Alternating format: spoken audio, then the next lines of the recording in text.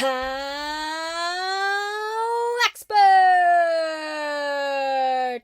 Top 10 Do's and Don'ts of Helping Blind People. HowExpert publishes quick how-to guides on all topics from A to Z by everyday experts. Visit howexpert.com to learn more. Make sure to subscribe to our YouTube channel for more HowExpert Top 10 videos in the future. Moving on, let's talk about the HowExpert Top 10 Do's and Don'ts of Helping Blind People. Number 10. Remember that blind or visually impaired individuals are human. They eat, sleep, learn, and work just like other people. They just have limitations. These limitations make it so that blind individuals must do things a little bit differently. You might see them sniff, touch, listen to, or count things that most people don't. For example, blind people must feel the braille on restroom signs in order to know which restroom is for men and which is for women. In order to get where they need to go, people with visual impairments or blindness often count their steps. Counting steps helps them know where they are and how close they are to their destination. For example, Joe knows that if he exits his home, turns left, and then walks 150 steps, he'll arrive at the steps that lead up to the library. Number 9. Give them time and space. Blind or visually impaired individuals need a little bit more time and space to catch their bearings and complete tasks.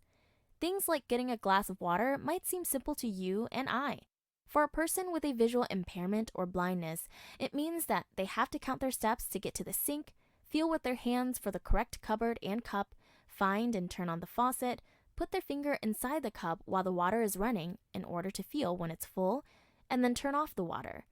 At that point, they then have to count their steps back to their seat. It takes so much longer to do simple tasks.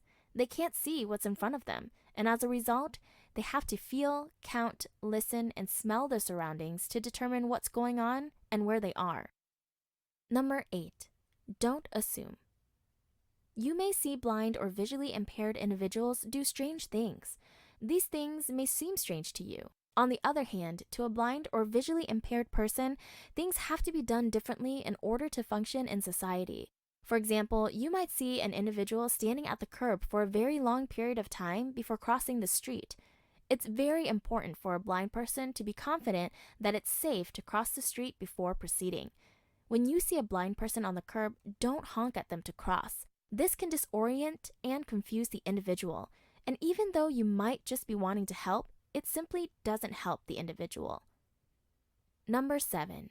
Don't explicitly use body language or hand gestures to convey feelings, directions, or attitude.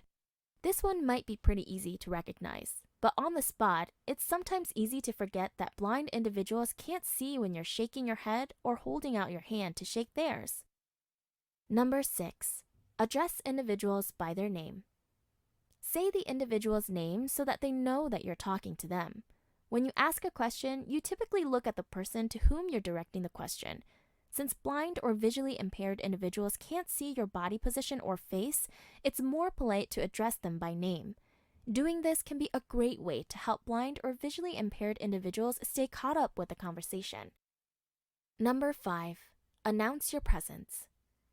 When you've entered or exited the room, say something that indicates that you're exiting or entering. There's nothing more embarrassing than realizing that you're talking to yourself. Blind or visually impaired individuals can't tell when you are exiting or entering the room unless you say something. Simply saying, "I'll be right back," or "Hey guys, I'm back," can be extremely helpful for them. Number 4. Do not touch a blind person's cane, arm, or guide dog without permission. This is a biggie. Touching a visually impaired or blind individual's mobility tool, or even just their arm, can throw them off. It's a distraction that could be detrimental to their safety. A more polite way to help would be to ask if they need any assistance. Blind individuals use their mobility tools to identify where they are and where they're going. They need to have full control of their mobility tools at all times. Number 3. Use OClock-based directions. Telling a blind person that the table is over there does not help.